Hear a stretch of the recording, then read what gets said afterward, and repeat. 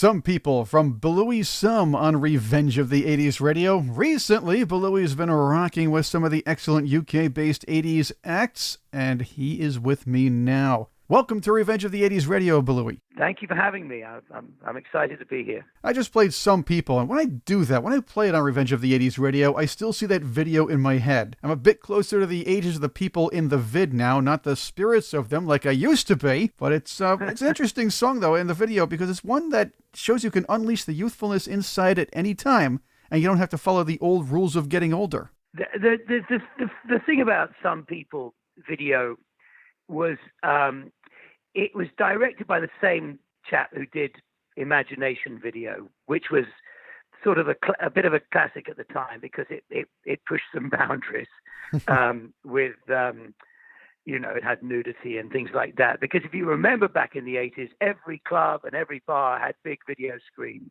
Yes. And so it was a way of getting, if you couldn't get mainstream radio, you could get yourself into the video charts.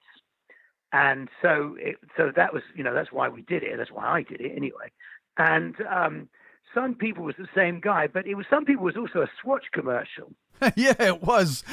The young people were wearing swatches. I did notice that. Yeah, but I mean, well, it's the way I've got the money, because otherwise, the thing is, you get a budget for your video from the record company, but, I had these grand ideas, and, that was a 3-day shoot, and we took over the whole town, and so I needed a lot more money. And luckily, I was being sponsored by Swatch at the time, so which was very early days for sponsorship, for corporate sponsorship with bands, if I may say, especially bands at my level. Right. So I was very lucky, and so I had Swatch, and then of course with the romping around with all the children, which was a bit strange, having followed the video before. So some eyebrows were lifted. It really was a good idea. I guess it was kind of a thing where, hey, you look at an older person, they were young too. They were probably pretty hip and cool at their time, in their day as well. And it showed some of the 80s kids that. If you remember, of course you remember, there was a company called Hypnosis that with a guy called Storm Thorgerson who designed all the Led Zeppelin, all the Pink Floyd covers, and he did all their art design. And, they're all classics. And he went into, it was one of his early videos.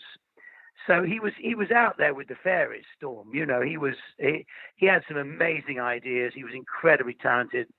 So I was very happy to be working with him. And so, yes, it was a mad idea, the children on the beach and the Pied Piper thing and all that. And just crazy, really. Belouis, the song hit the top 40 in a lot of nations. That was a great accomplishment. But interestingly, as far as the top 10 is concerned, you peaked there in both the U.S. dance charts and the South African pop charts. That's quite a combination. Well, yeah, again, looking back in the way the charts worked, if you look at all a lot of, much, much greater and grander artists with bigger repertoires than mine, chart positions weren't the same as they are now. If you don't get in the top 5 or in fact have a number 1 straight away, you haven't registered, But songs stayed around for a lot longer. It took weeks to get into the top 40. So a song, you'd have 2 singles a year, whereas now everyone's released 2 or 3 singles before they even think about dropping the album. And so, I'm not making excuses for my chart positions, but they were all dance hits. But I had very few top 10 hits. But the songs luckily lived on and survived, Well, that's what makes it interesting, because Yeah. we could talk about songs that barely charted or what we call bubbled under. Yeah. And it doesn't matter, Yeah. but people still remember them, whether it be the 70s, the 60s, the 80s, and even to an extent, maybe the 90s.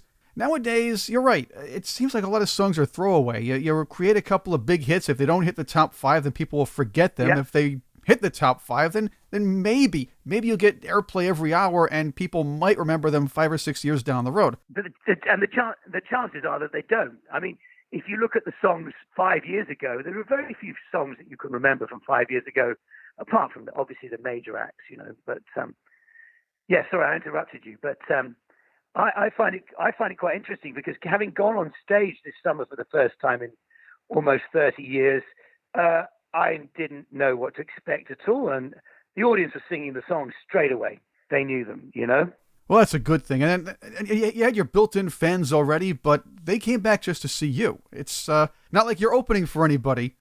No, I mean these were festivals, and I was very lucky.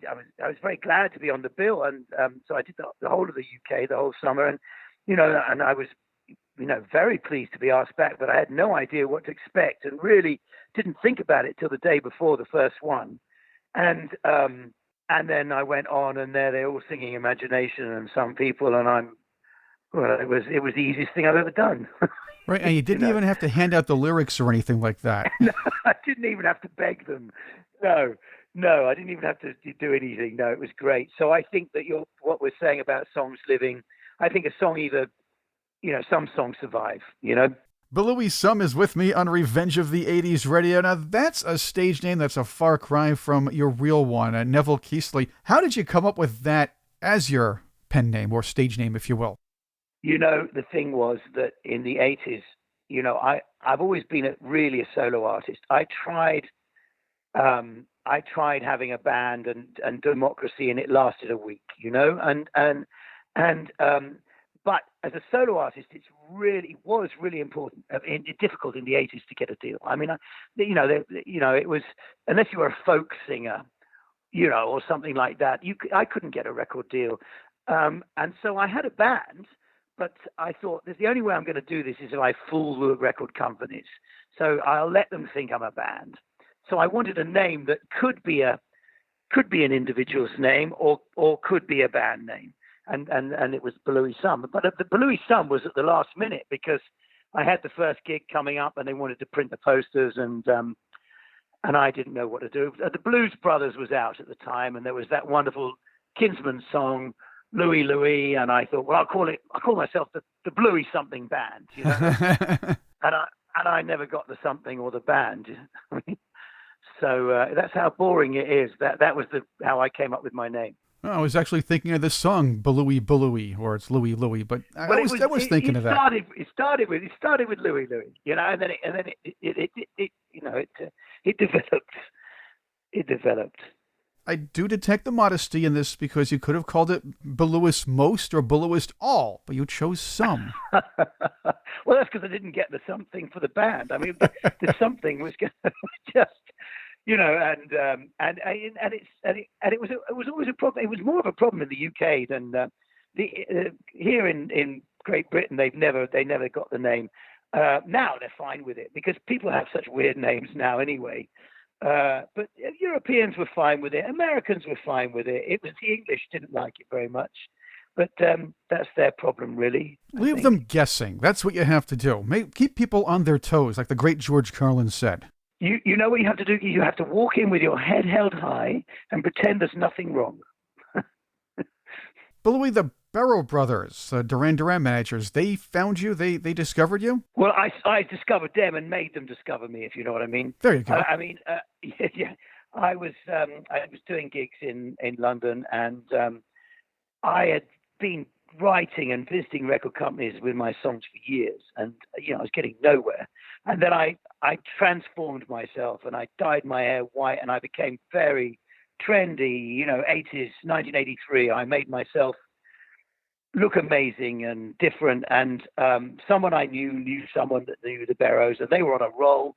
They had Duran Duran, who were number one everywhere at the time, and they came along and they said, yeah, this guy's great, and we'll sign him up for our publishing company. And then it went from there, and then Parlophone got involved, and Parlophone, EMI, Capitol, whatever they're called now, I don't know, I think Warner's now, but whatever, but they were amazing, and in those days, the record company was so powerful, and they were behind me, and they supported me for years. They were fantastic. Belouis Some is with me on Revenge of the 80s Radio. Straight ahead, we'll talk more about his music and what he's doing today. Imagination from my guest, Belouis Some on Revenge of the 80s Radio. We're talking, you recorded the Some People album in two places, starting out in London and ending up in New York. Usually recordings are done in one studio or at least in different studios, and on the same continent. So what prompted the move overseas?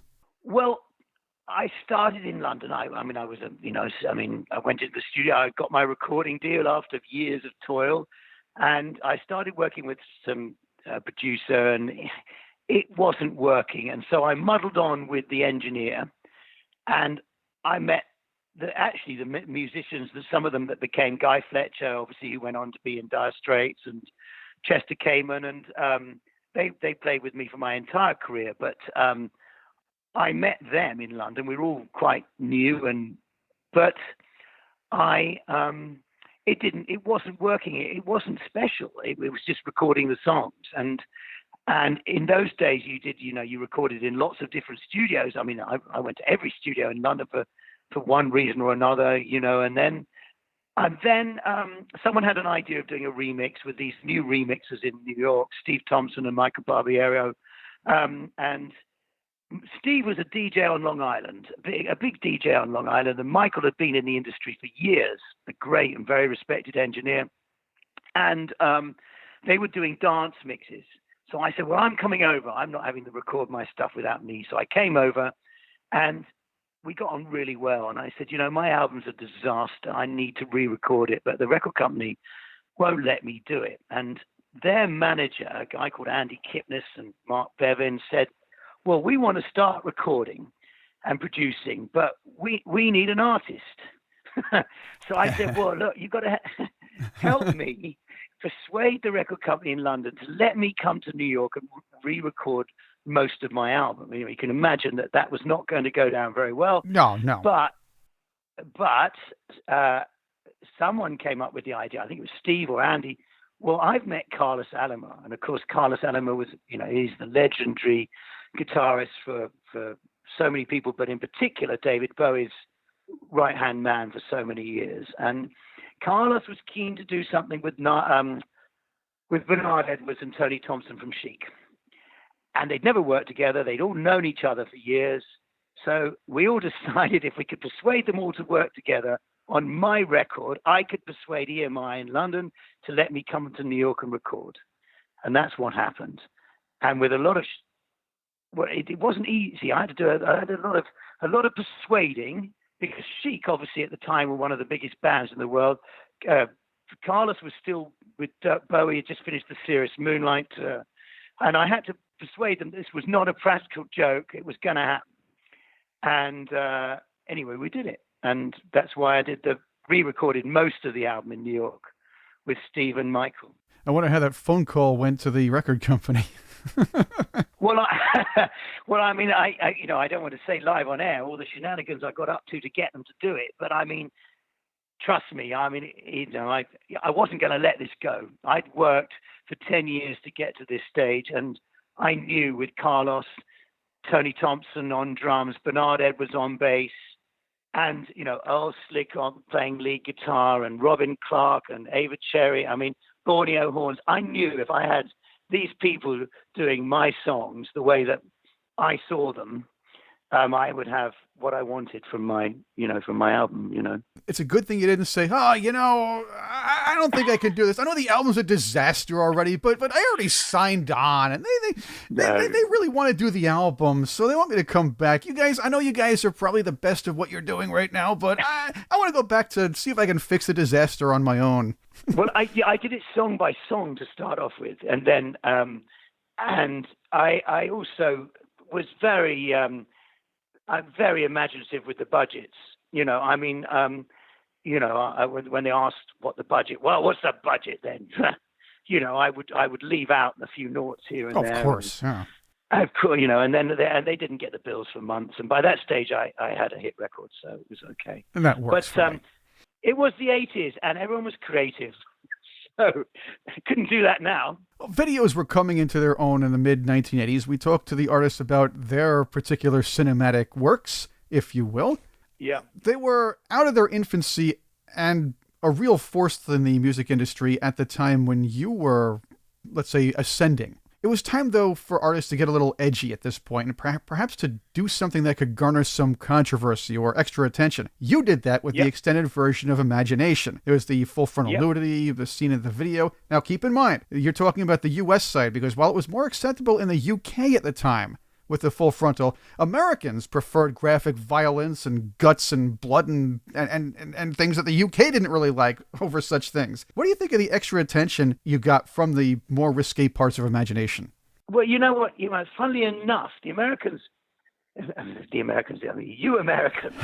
were far more open to. And by this stage, I'd realized that if I wanted to have the career I wanted, from day one, I devoted all my attention to America, which was another reason I wound everyone up in England. But you had MTV, and we didn't have MTV here for a start. You also had the clubs and bars. Every club and bar had screens. So we launched my first single, Imagination, in the United States in Studio 54 with a big party, and they had a screen the size of one wall. And I remember, the whole place just went silent as they just were the first thing they saw was a naked woman. I mean, it was, but it worked because in all the bars, of course, they're over 18. So every bar and club in the States was able to play Imagination. So I was played on heavy rotation everywhere. And so it was a really smart move. The record company went ballistic. They did not like it. They were not happy because they couldn't get any TV shows for it. No. But my view was there were so few TV shows anyway. The chances of me as a new artist getting on them were so slim. I thought I might as well be in every club and bar in the States than the odd TV show with a boring old video of me standing there singing my song. Funnily enough, the thing about the Imagination video was, again, like everything else, I hadn't really thought it through. And I remember turning up the first day, and the guy said it was 10 o'clock in the morning, big crew, and he said to me, right, get your clothes off. I said, what? What are you talking about? Get in the bath. Oh, boy. So that was my first time in a shoot, naked. Belouis, there were movies and there were other kind of film shorts that used to use nudity scenes or full frontal as sort of a gratuitous portion of a program just to get attention. I would argue the scenes were not gratuitous in your video because it was in line with what the story was about in the song. Well, the song's called Imagination. I mean, and that's what I was thinking. and also it's not just gratuitous nudity. I mean, it's quite edgy. If you look at the scenes with the nudity, it's a bit sort of, it's on the edge a little bit, like, what is she doing? Oh my God, that's what she's doing, and so you can see that I'm, a little naive about what's going on around me. So I don't think it was gratuitous. I think it was designed, around the nudity, Does it make sense? It does, and that's the point. The idea was, I believe it was your character, the singer, looking for a, well, let's say adventure with a saucy American lady, if you will. Yeah, bless her. I think she was from Austria, actually. What are you going to do, wear Gore-Tex winter coats during the video? Well, and listen, again, that video was very funny because we had to pull so many favors, and I remember we had to go in after hours into a Camden town hall and shoot scenes, and like everything, I know I was pulling favors the whole time. So I remember the video. That was an adventure, but I also remember the look on everyone's face in the record company when we went in with the finished version, and they, I made sure that all the marketing departments had it at the same time as the MD got it, because the MD went ballistic. He went mad. He was fuming. He was very rude to me. I'm sure they all get happier when the money comes in from the music. So yes, yeah. So they say, "Oh, you were right." Belouis Some is with me on Revenge of the 80s Radio. Well, it did seem to work out because your career wound up going extremely well. In fact, you were invited later on to play on the Queen Magic Tour, which would unfortunately be the last one that Freddie Mercury was with them out front. Yeah. It was an amazing experience, and they're an amazing band, and he was the most amazing man, and talented beyond beyond any level of, just. And of course, at the time, there was no. Even though by this stage, the 80s were pretty horrible when it came to AIDS and everything. It was horrible. It was around you everywhere you went. But there was no sign of that with Freddie at the time of the tour, so he was on fine form. It also featured a powerhouse guest performers list. Support acts included yourself, obviously, The Alarm, The Bangles, Big Country, Marillion, Level 42, Zeno Roth, and Status Quo. Most of those bands were coming into their own as well, kind of like you were. And you guys got exposure to many new ears. No matter how good or how popular you were at the time, a lot of new ears got to hear them. What were your thoughts when you first heard you'd be included? Well, there's a long story about how I was included. I was on the same label, and I knew Queen were going on tour, and I knew, I was a new act, and they were staying in the same hotel as me. So I, with someone from the record company, went off all down the corridors looking for them, and to try and tell them that it would be a great idea for them to have me on their tour. And I found the band and introduced myself to the band, and we had a drink, and I said, you've got to have me, you need me, I'm new and fresh. And they all thought that was very funny and whatever. But what happened was I was doing a festival in Switzerland, and Freddie was there, and Freddie was the one who came down and said, I want him to open our concerts. So in fact, even though I knew all those bands, they all came from a different group. It was Freddie who picked me to do it. It was not a promoter thing. I was too small for the promoters. I remember the promoter at the time being pretty put out that I was on the bill. But Freddie decided. Did you get to know Freddie Mercury in the band when you guys were on tour together? Yeah. I mean, most bands get to know each other. I think you'll find if you speak to most artists. And I looked at the people that you've chatted to on the radio, and most of the English ones I know from the old days, and they're all nice guys, and we all cross paths. Exactly. Belouis Some is with me on Revenge of the 80s Radio. I suppose with such a crew, as far as all the acts on there must have been some interesting stories from behind the stage on the road. Well, there always are, aren't they? Even though I don't think now. I mean, I think now I noticed this summer when backstage it's much more gentlemanly affair. I suppose. I'm sure the parties were a lot wilder back then, and I'm sure that. Yes. But you get maybe healthier foods in the buffet these days. So. Well, yes. Well, the thing is that when you're younger, you can. You know what I mean?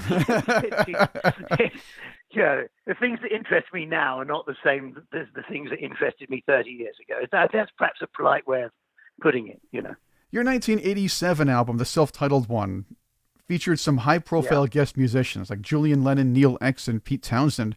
How'd you get them to play on it? Well, I had the core band, and that's the reason I came to New York, because by this stage I was really wanted to work with Carlos Alomar and the same people who had done the first album.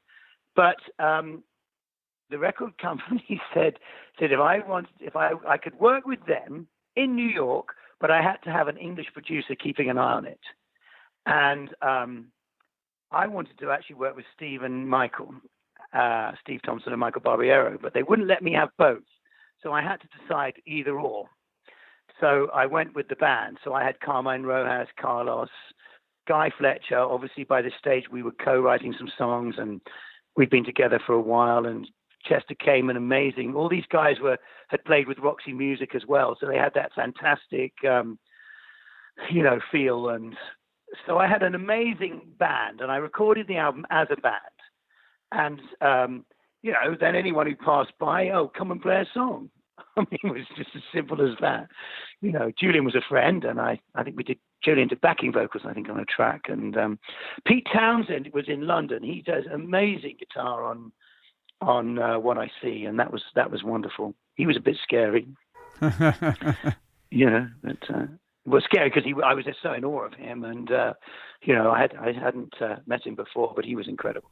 Belouis, I also note throughout your musical career, you've employed a number of stellar brass players. Again, this was working with Carlos, and these people were. I was so in awe of these you're in New York City and, you're working with Carlos, and Carlos said, if we need brass, I don't want to sound like I'm a bit silly here and saying, do you know anyone?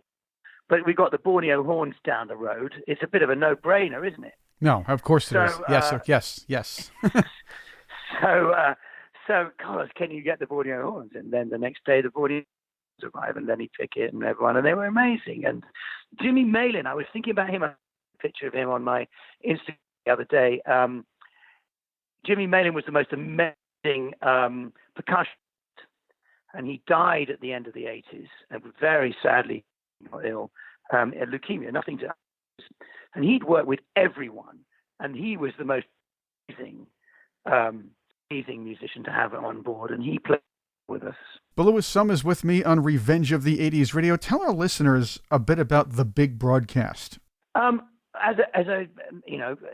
The end of the 80s, it was really hard. I'd made the 2 albums. It wasn't going the way I wanted to go. Things were changing fashion-wise in the UK. The Summer of Love was coming, and I was not really a Summer of Love type artist. And I was very 80s, and really no one. Just wasn't going well. But I wanted to play, so I thought I put a band together, and I toured. I mean, mainly the south of England, just the whole of that year, doing clubs, pubs, small venues, and I knew if I called myself Belouis Some, it would be a bit, But so I thought I'd call myself the Big Broadcast, and it was fantastic, and I loved it. And then I went back to Belouis Some afterwards. Yeah, you recorded the 1993 album, Living Your Life, but you stepped away from the business for a while after that. Barring a couple of singles, what happened? Again, the mid-90s. I did the album, and it came out in 93, and it got nice reviews, and everyone liked it. It was a great album. There's some great English players on it. And, and I was so proud of the album, and it just, nothing happened. So I thought, I'm not going to do this, because I spent 3 years making all these albums, and every ounce of energy, I pull everyone together, I create it, and if nothing happens, I'm not going to go out and humiliate myself. So I did one more single that I was persuaded to do with the guys. It came out in 1995, and I was not happy about this. It was a dance record. It was a classic dance record. Baby, Let Me Love You for Tonight. And it wasn't my song. It was a cover. I'd never done a cover before. I hated doing it. Came out, nothing happened. I thought, that's it. I've had enough. I'm off. Yeah. I'm not going to do this. This is ridiculous. I'd rather, and I didn't want to hang around looking desperate. I thought in England we have an expression where you put 2 fingers up to something. So I put my 2 fingers up, and I went. Well, you did kind of flourish in the business world over the last couple of decades as well. Well, yeah. I mean, I had to make a buck. I had to survive. So I opened a restaurant and nightclub in London, which was not, after being a musician, was pretty awful. And I hated every minute of that. And then I had a couple of other businesses. I had a film company, and I had a tech company, and I just sort of bashed away everything I possibly could, and then about 4 or 5 years ago, I mean, my children, I have 2 young children, they didn't even know I was a singer, and but occasionally, wherever I went, I would hear Imagination of Some People, and I'd smile and think, well, at least I've done something. And then a couple of years ago, I was invited to do these festivals in England this year. Not a couple of years ago, last year. So, and I thought, yeah, I mean, why not? It's my last chance, really, to go back out. And so now I've got a new career again, doing what I haven't done, if you know what I mean. Exactly. And you have been playing quite a bit recently. And how much did you miss, or how much didn't you miss, if you will, all that during your disappearance? I missed it terribly, but I wouldn't have let myself think about it. It was too humiliating, too upsetting. I'd spent 15 years trying to do what I did, 15, 20 years trying to do what I did. So to suddenly not be able to do it. And also I'm living in central London, so I'm surrounded by people in the industry, and it's very upsetting seeing everyone carry on doing what I wanted to be doing. So I just shut it out. I didn't really want to know. And then so obviously when I came back this summer, I was absolutely knocked out when, not only was everyone really happy to see me after 30 years, but to see all my old friends again. I hadn't seen some of them for 25 years. So that was an incredible feeling, and it was like being born again. It was the most amazing thing. And of course, going on stage again was fantastic, This is what we were talking about earlier in the interview, Belouis. That's the difference between recording music that you want to last, that you want people to remember, versus trying to push a top 5 hit and making it a throwaway song. Yeah. I mean, I never thought about trying to make a hit single. And luckily, we were so indulged in the 80s as artists that they just said, go off and do something wonderful. So you went off and you tried everything. No one ever said make a hit single. Now, I mean, you have 7 to 10 to 15 people writing each hit, and fantastic, good for them. Some of them are amazing, but it's not a factory. Co-writing for me was very difficult. I did a couple of co-writes. I did one with Guy and I did one with Carlos, but the idea of giving my song to a factory or passing it on to a group of people and then another group, or having some producer tell me what to do, it would end in fisticuffs, Right. There you go. There'd be a row, right? There would be a big row, yeah. So anyway, but listen, it's different, and it's fantastic now. I don't think it's so easy to create a different sound now. I mean, because everything is made sort of radio friendly, isn't it? I guess. I don't know. I listen. I'm really happy with what I did. I listen to it and I go, yeah, you know what? That was all right. Belouis, what are the chances we might be hearing some new material from you? Well, I keep on being asked that. And, I've got a young family, and writing songs, if going into the writing song zone is quite difficult. Again, it's not for me. It's not a factory thing. It's an emotional thing. Do I really want to trundle off and spend a few weeks being miserable writing, or happy, or getting all the emotions going to write songs? I don't know. And I can't write them unless I feel them, And so at the moment, it's not something I'm considering. I am considering maybe re-recording my third album or some of the tracks from that, and doing a compilation and maybe putting a couple of tracks on. But at the moment, no, not a new album. But I keep on being asked, and I'm told I must write something. But I'm not sure about that. And I have to ask, because if I don't ask you, then I'll have listeners going, why did you ask him about a new album? Or, oh, Chris, what are you doing here? Huh? You forgot the big question here. We want to know. Well, it's the first time I've been asked was 3 months ago in 30 years, or 25 years. So I hadn't. Again, it's something I hadn't thought about. So now I guess I better start thinking about it. Well, I will enjoy whatever you come out with, or we'll enjoy just watching you or hearing you with your classic stuff. So that's how it works. Belouis Some, thank you for coming on with us today. So thank you so much for the conversation. It's been really, really great. I had a great time, and we hope to have you on again. Let's play a track from your 1993 album, Living Your Life, Sometimes, from Belouis Some on Revenge of the 80s Radio.